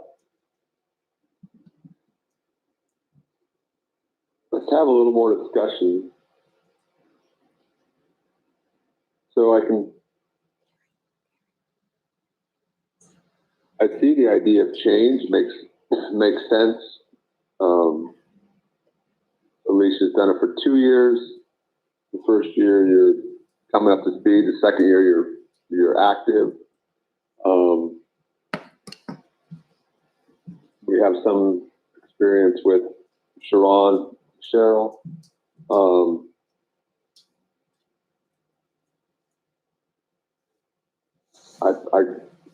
Briggs being on the budget committee, Briggs, are you too heavily weighted with doing negotiations and budget, or are you comfortable doing both, I guess, then do we look like we're weighting it heavily one way or the other? No, I mean, I'm comfortable either way. I mean, I negotiate every day with business, but, I get if, people want to stay on it. I don't mind jumping in. I don't think it's going to be that big of a learning curve. I'm up for it. Sharon and Cheryl will be taking the lead regardless. But I think it's something that, as far as for the budget committees, I mean, the majority of our budget is salaries, so negotiation is a big deal, and we're going to have to make some tough decisions. So if Alicia thinks she can make those tough decisions, then I'm okay with that. But I have no problem jumping on board and helping wherever's needed. There's no decisions as far as like employee jobs or anything that happens during negotiations, just to clarify that. So, I guess, Alicia, are you up for that? And then I would would we love to. consider, we'd love to do it, and could we consider then, Alicia, this would be your last year on it, and we turn the reins over next year to somebody that's, I don't know, I'm just trying to figure out what makes sense in our time frame. Sounds like Briggs willing to step in. Sounds like you really want to do it. It kind of sounds like we do start a pattern of kind of a, I don't know, what,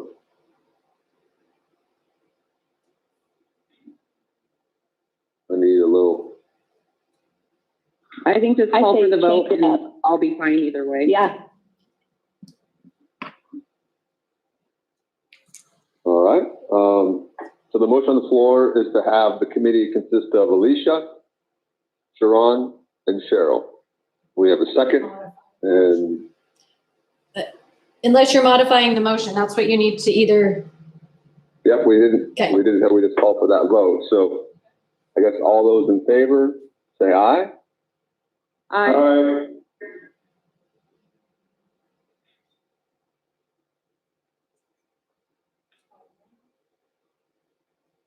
I'll say aye as well. I don't see any reason to make a change if we don't need to. All those opposed? Aye.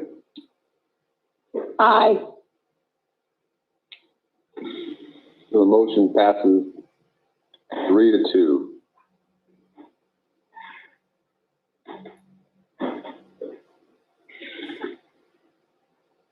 So the next action item is 6D.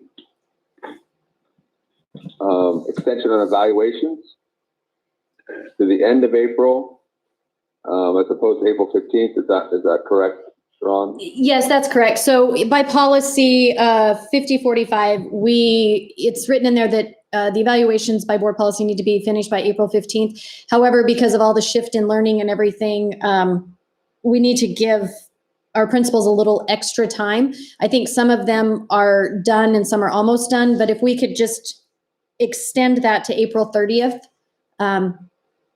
then we would be able to get everything completed.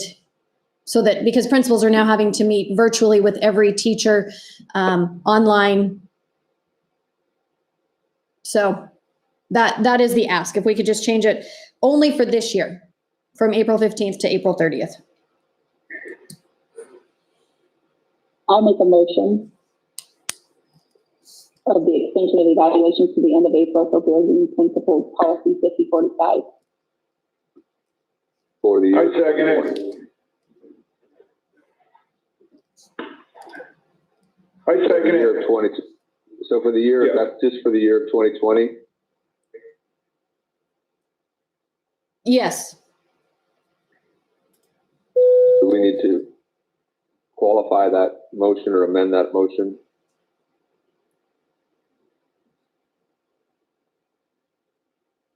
I think if Marianne, if you just say move from April 15th to April 30th for the 2020 school year.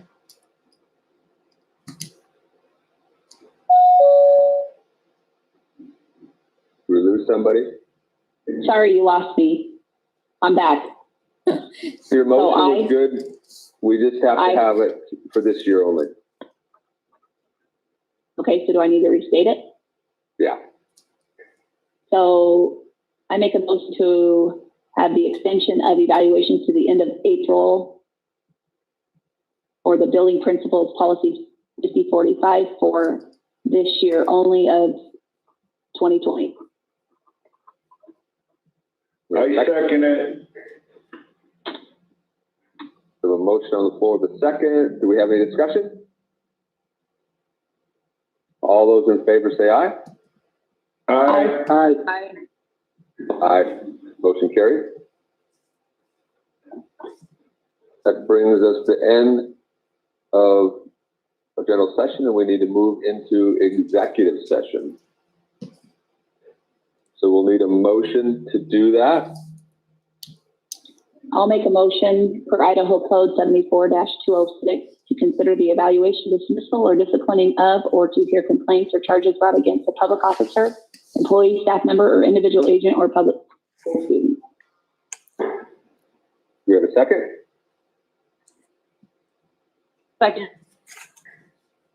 We go in by roll call vote. Trustee Blackwell, Yes. trustee Moore, Yes. trustee Miller, Yes. trustee McConkey, Yes. trustee Adams, Yes.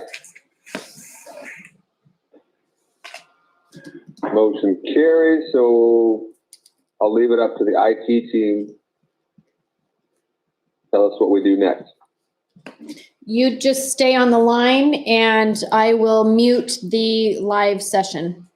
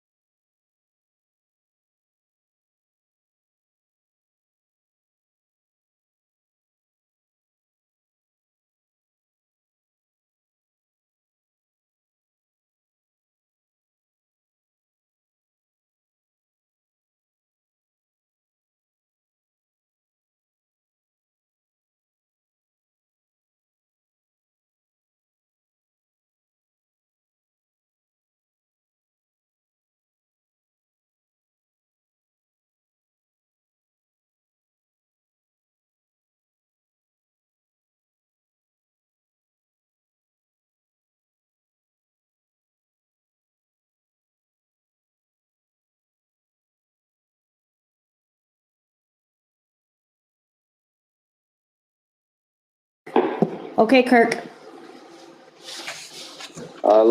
We need a motion on the floor to end executive session and return to our meeting. I move to end executive session and return to general session. Do we have a second? I'll second it. Second? We have a motion on the floor to end executive session and return to general session with a second. All those in favor? Aye. Aye. Aye. Motion carries. We're now back in general session. We have a motion on the floor. I would like to make a motion according to Idaho Code 33-513.5 to make a hearing date prior to voting on the recommendation of discharge for employee 0104-1320.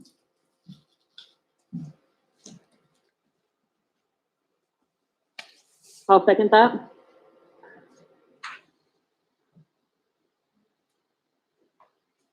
I think we need to amend. I think the employee number is 0104132020. That's correct, Kirk.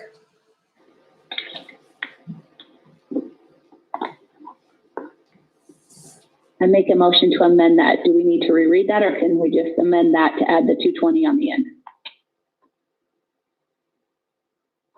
Add that 20. I think if you read the employee number, if you clarify the employee Okay. number, we're good. Okay, I make it, I'm amending the employee number 0104-1320-20.